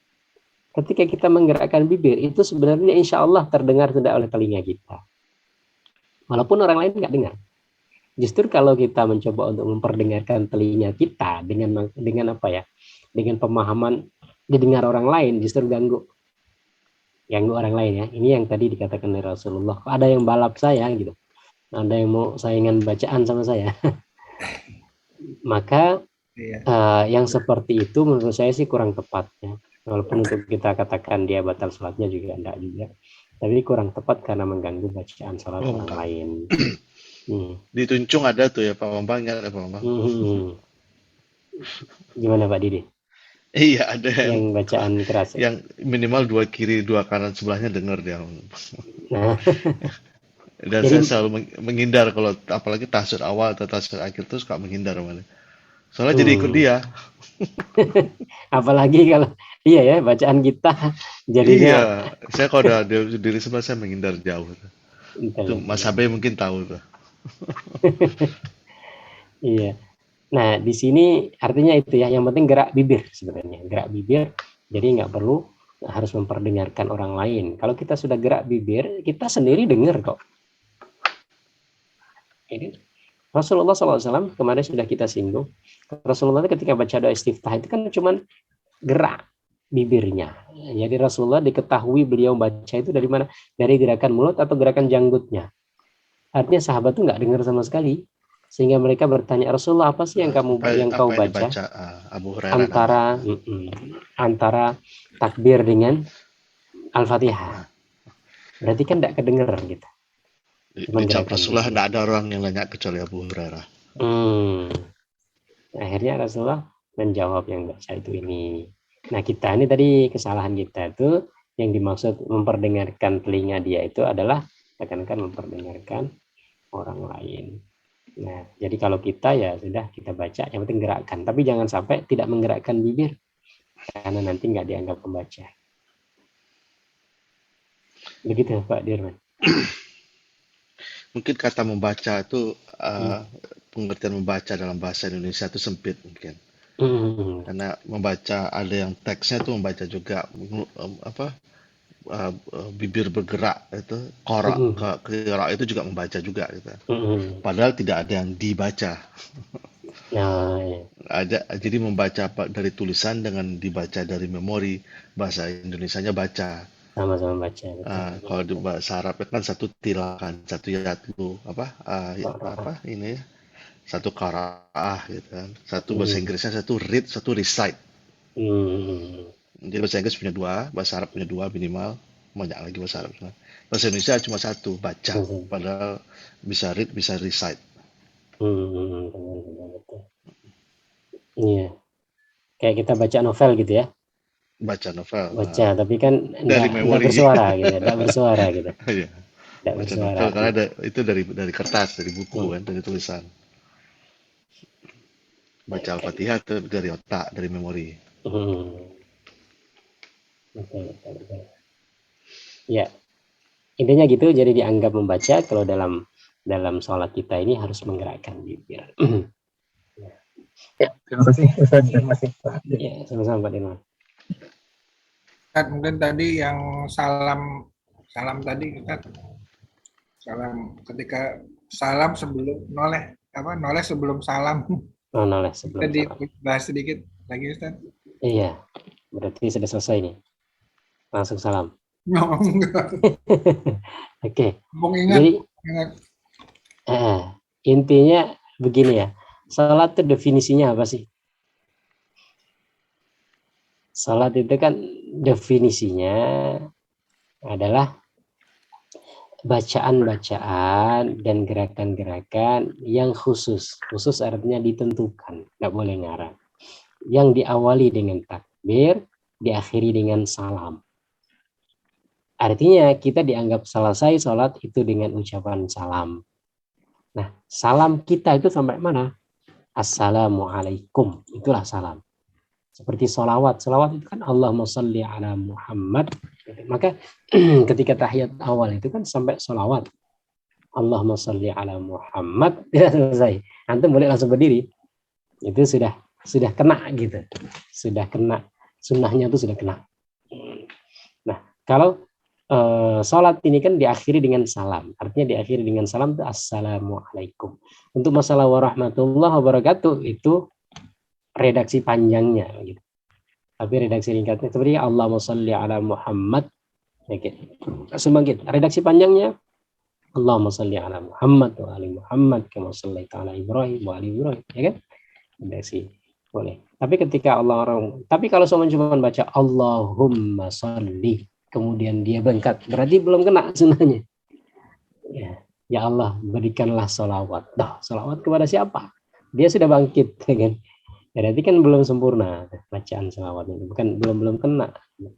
Nah, salam itu juga assalamualaikum. Kalau assalam, keselamatan kepada siapa? Belum. Sehingga selesai kita dianggap sholat adalah dengan ucapan assalamualaikum. Nah, warahmatullahi wabarakatuh tambahan. Ada yang menambahkan bacaan itu, ada yang nggak membaca, tetap sholat itu dianggap sudah selesai di situ. Nah, masalahnya menoleh. Kemudian menoleh. Menoleh ini dianggap gerakan besar yang bisa membatalkan sholat. Kalau seumpamanya orang itu baru i'tidal, kemudian dia noleh, maka berarti dia batal. Karena apa? Karena dia belum menyelesaikan sholat. Menyelesaikan sholat itu kan harus dengan salam. Nah, begitulah ketika orang itu, dia seumpamanya dia menoleh sebelum salam. Sudah, innaka hamidum majid. Ya kan? Kemudian dia noleh. Berarti kan sudah batal duluan, belum salam kan? Dia sudah batal duluan gitu. Ya. Maka para ulama mengatakan salam dulu. Assalamualaikum itu masih menghadap ke kiblat. Assalamualaikum warahmatullahi wabarakatuh. Jadi kita sudah batal. Ketika kita sudah batal, itu sudah selesai sholat. Kalau sudah selesai sholat, mau noleh, mau ngapain? Noleh ini adalah untuk menunjukkan kita sholatnya itu sudah selesai. Kita sholatnya Tapi salam sudah. kan masuk rukun, Ustaz. Iya, rukun. Tapi belum selesai sebenarnya. Iya, makanya tadi kan dianggap batal kalau dia noleh duluan sebelum salam. Berarti salam itu artinya mengucapkan, bukan bukan menoleh. gerakan, bukan menoleh. Jadi salam itu ucapannya, bukan gerakannya. Gerakan noleh itu bukan salam, itu gerakan menoleh. Nggak ada ikhtilaf di sini, Ustaz. Ada ikhtilaf kayak di sini ya? Setahu saya wallahu alam, nanti kalau mungkin Ada ya? Pak Adi ada menemukan, nanti silakan mungkin. Setahu saya begitu ya. Jadi maka untuk masalah ada sebagian yang kalau untuk masalah menyelesaikan salam, menyelesaikan sholat itu memang sepakat dengan salam. Tapi apakah dia boleh tidak bersamaan dengan salam itu dengan noleh gitu loh maksudnya. Artinya noleh itu kan membatalkan sholat. Sementara ketika belum salam, itu kan orang belum selesai sholat. Tapi sudah noleh duluan gitu. Artinya seumumnya. Salah nolehnya ini ya, salamnya sih benar ya. Nggak jadi masalah. Salam sepakat, semua sepakat, salam itu penutup sholat. Iya, semua sepakat. Cuman ketika salam itu didahului oleh toleh, gitu. Ya, salam itu kepada siapa, Ustaz? Salam Kum itu siapa? Kum itu ke siapa? Ya, kepada makmum dan juga kepada kaum muslimin gitu. Karena orang sendiri juga dia mengucapkan kum. Assalamualaikum. Tidak ada orang juga Assalamualaikum. Artinya kalau berjamaah dianggap kepada makmum dan juga kepada kaum muslimin.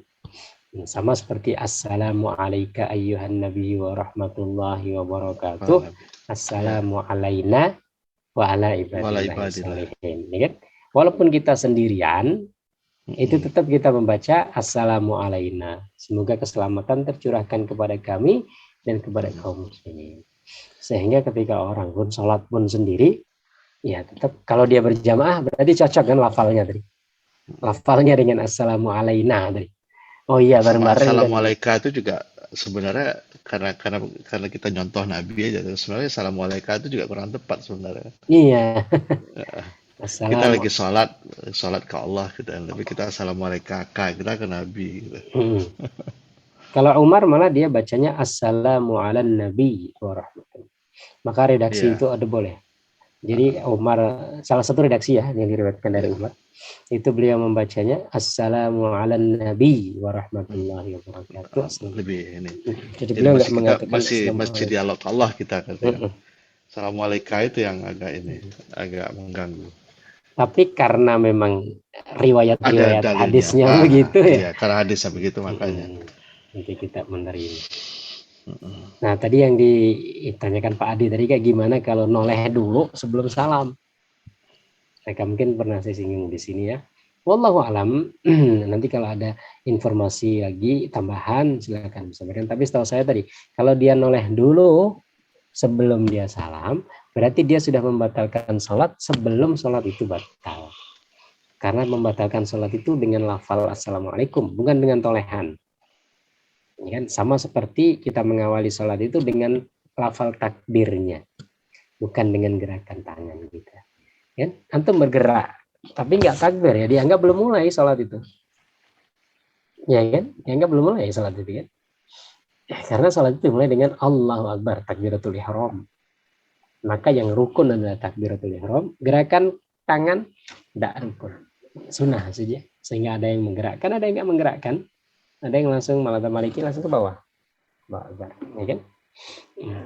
Nah, salam juga begitu.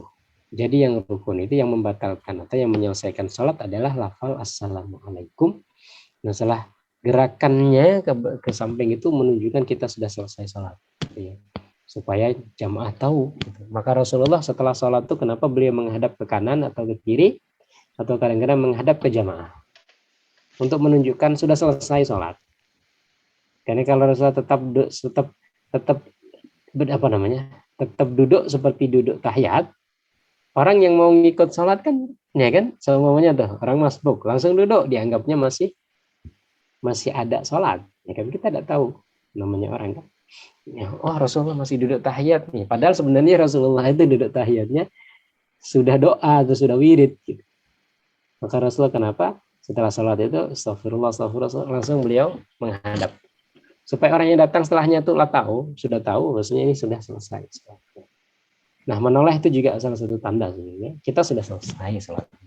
Jadi kita sudah menggerakkan untuk batalnya itu. Tapi lafalnya adalah yang menyelesaikan adalah dengan assalamualaikum. Maka usahakan sih kalau menurut saya, usahakan assalamualaikum itu kita masih dalam keadaan menghadap kiblat. Kemudian setelah itu warahmatullahi wabarakatuh baru menoleh. Artinya kita sudah batal baru kita menggerakkan. Tapi kalau kita sudah gerak duluan sebelum kita menyelesaikan sholat, bisa jadi saya nggak mengatakan batal, bisa jadi itu yang nggak batal karena sudah menoleh sebelum sholat itu selesai. Sama kayak orang habis innaka hamidum majid, kemudian dia noleh, ya, baru assalamualaikum, kan berarti dia sudah noleh dulu gitu. Nah begitu maksudnya Pak Adi. Ya ini karena ya mungkin saya juga kadang tadinya salah persepsinya tadi kan Pak Didi sudah nanya tuh, kum ini siapa? Assalamualaikum. Nah dulu kan dipersepsikan, oh kita lagi mau ngasih salam ke kanan kiri kita, jadi kita noleh dulu. Setelah noleh kan kelihatan orangnya, assalamualaikum. Gitu. Nanti yang mau menjawab waalaikumsalam. Ada apa? Pengertian sederhananya dulu gitu. Oh, berarti salam itu. Sebenarnya itu bukan gitu. termasuk ini Pak Di, bukan termasuk greeting salamnya dalam sholat itu. Ya, ini kan dia termasuk doa. Kata-katanya kan itu ya. Dia menjadi doa. Salam itu sebagai persyaratan berakhirnya sholat. Jadi dalam hal ini ya, bukan salam assalamualaikum. Bukan salam lagi masuk rumah gitu kan. Tapi nanti sambil kita cari lagi apa namanya ya, memang ada nanti kita menemukan lagi kan ternyata. Cuman maksud saya ya itulah sepaham saya.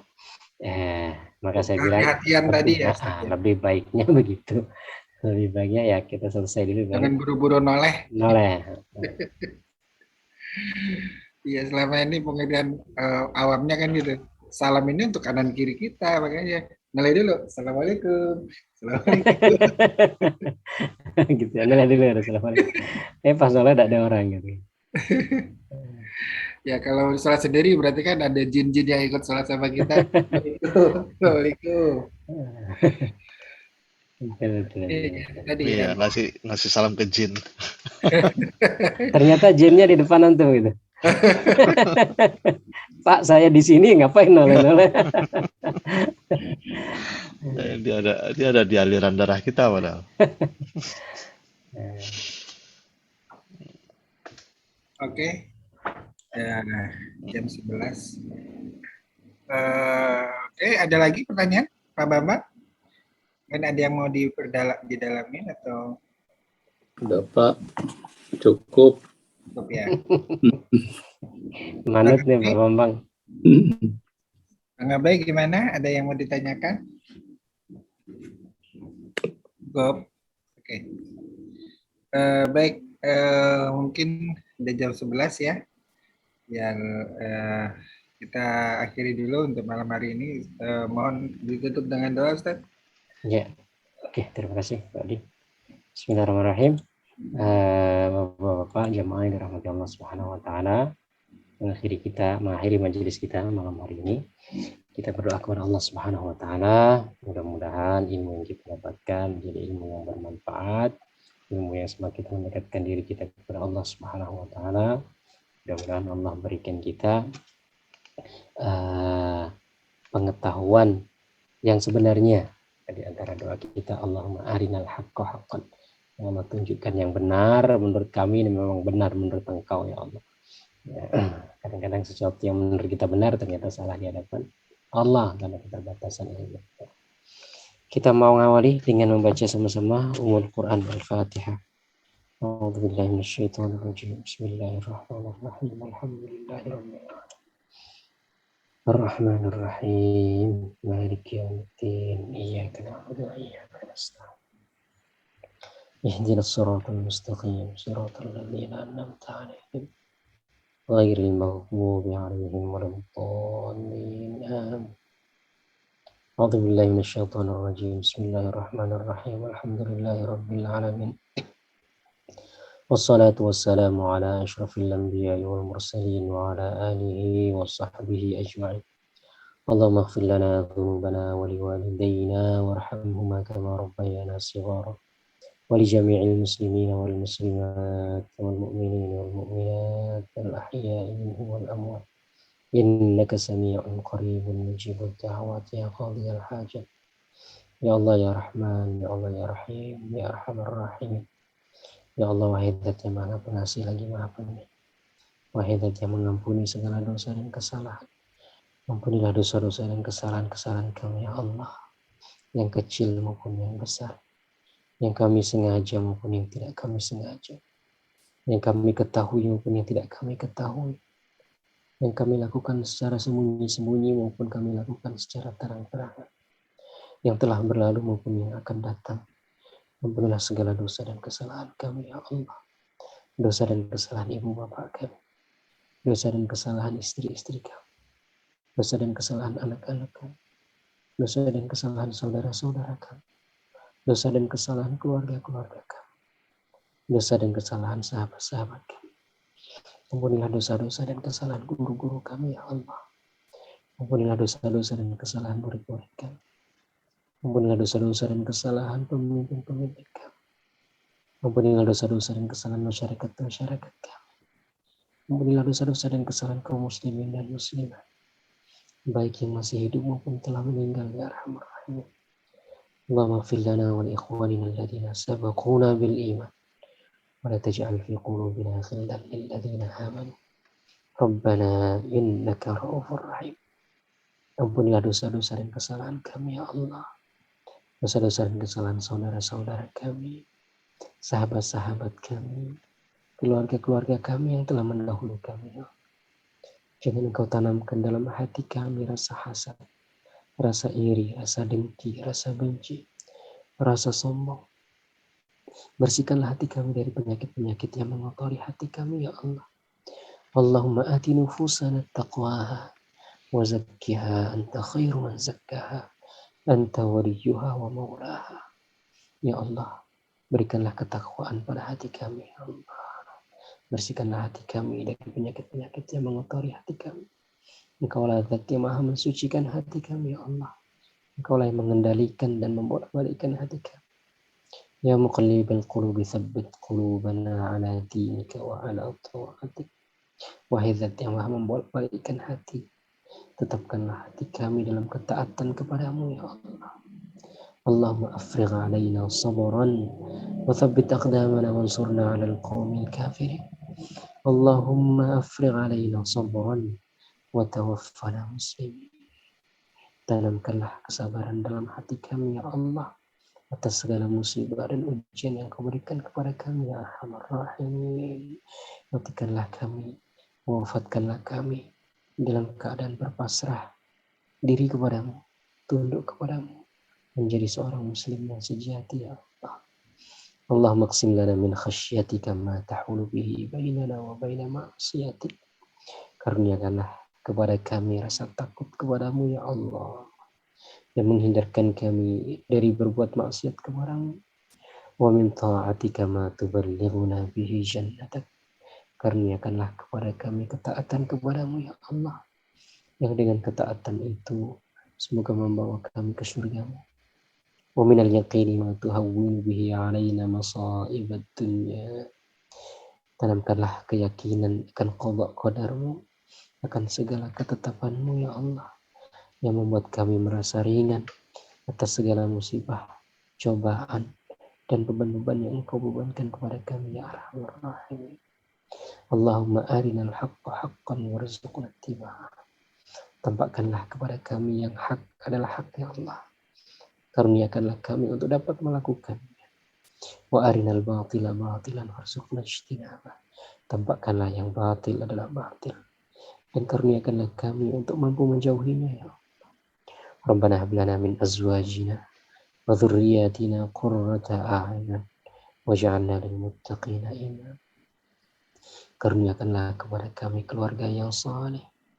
Jadikanlah anak-anak kami, zuriat kami, keturunan kami sebagai orang-orang yang saleh dan salehah, orang yang bermanfaat untuk agamamu, bermanfaat untuk bangsa negara kami, bermanfaat untuk umat manusia, ya Allah. Jadikanlah mereka sebagai kebanggaan kami, penyejuk hati kami, penawar kesedihan kami. Jadikanlah mereka sebagai pemimpin bagi orang-orang yang bertakwa. Allahumma asrif 'anna al-bala'a wal waba' wal amrad wal asqam wal mihana wal fitan ma dhahara minha wa ma batan min baladina hadha khassatan wa min buldanil muslimin 'amma. Hindarkanlah kami dari wabak, dari bala, dari bencana, dari kesakitan, dari segala keburukan, ya Arhamar Rahimin wa ya akramal akramin. Hindarkanlah kami dari apa-apa yang kami takutkan, ya Allah. Selamatkanlah kami dari apa-apa yang kami khawatirkan, ya Allah. Jauhkanlah kami dari apa-apa yang membahayakan kami, ya Arhamar Rahimin.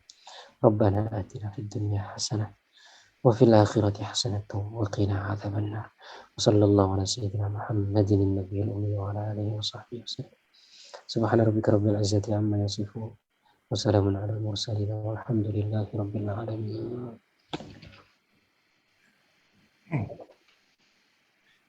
Baik, terima kasih Ustadz atas bimbingannya, cerahannya. Mudah-mudahan apa yang kita bahas malam hari ini bisa menguatkan hati kita, meningkatkan kualitas ibadah kita, khususnya dengan berulama. Kita tutup dengan doa kafaratul majelis. Subhanakallahumma wa bihamdika, asyhadu an la ilaha illa anta, astaghfiruka wa atubu ilaik. Assalamualaikum warahmatullahi wabarakatuh. Waalaikumsalam warahmatullahi wabarakatuh. Jazakallah khair, Ustaz. Afwan, terima kasih. Ustaz. Salam kami dulu, Bapak. Assalamualaikum. Waalaikumsalam warahmatullahi wabarakatuh.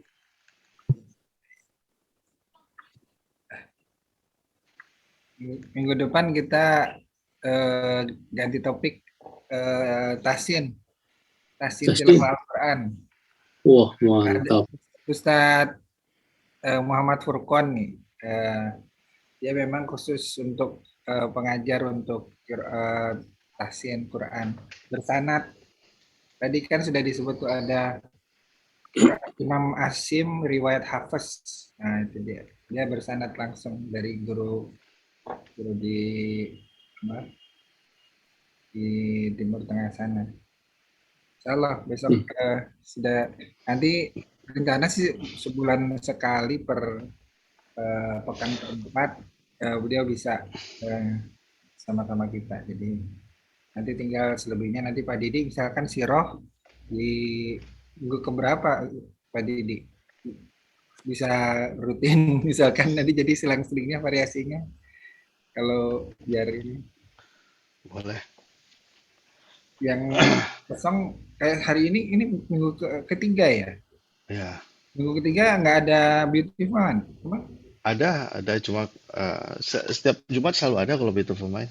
Kecuali tabrakan sama MCHK baru saya ini. MCHK tapi minggu ketiga kosong. Saya selalu minggu keempat, minggu terakhir saya. Oh iya, oke. Kalau ada minggu kelima pokoknya selalu Sabtu terakhir. Jumat terakhir. Jadi pekan ketiga Pak Didi ya, Sira ya. Boleh. Oke, nanti yang dua lagi mungkin Ustadz Jawar sama siapa lagi nanti kalau ada Ustadz lain. Biar variasinya konten ini teman-teman banyak yang enggak ini karena sudah maraton kajian sholat terus. Jadi ini untuk variasi. Makanya salam mudah-mudahan teman-teman lebih banyak yang hadir. Kita coba awali ya kalau sekarang ini memperdalam Al-Qur'annya, memperdalam sholatnya. Teman-teman kita coba memulai kembali mentahsinkan bacaan sholat Al-Quran kita. Oke. Bismillah. Kita akhiri pamit. Assalamualaikum. Waalaikumsalam warahmatullahi wabarakatuh. Terima kasih Pak Bi. Ya, Pak Bambang. Pak Iman, terima kasih. Pak Imam, Pak Ghazali, masih on. Apakah sudah on? Assalamualaikum warahmatullahi wabarakatuh.